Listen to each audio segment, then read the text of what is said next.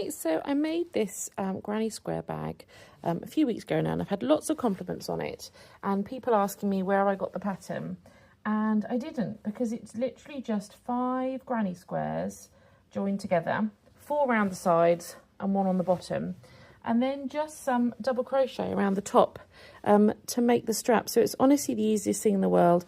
I lined it as well because, you know, that's how I roll, but you certainly don't need to line it if you don't want to. So I thought I would show you a few videos that just run over some of the techniques that I used when I was making the bag. So hopefully you'll find them useful.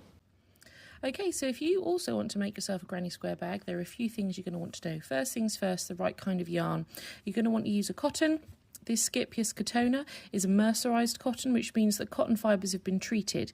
They're very strong and they don't pill, and they have a slight shine to them. So mercerized cotton is really, really good to use for things like bags. The reason you want to use something like that is because it doesn't stretch. So cotton doesn't stretch in the same way that wool and other kinds of acrylics and nylons and things can do. So when you're making a bag like this and you're making the straps for it, you don't want them to stretch every time you put force on them. Because your bag's going to end up around by your knees.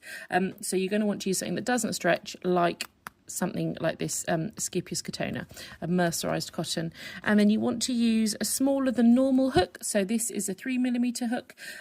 With this yarn you can use anywhere between a 2.5 and a 3.5mm hook. I'm going to use a 3mm.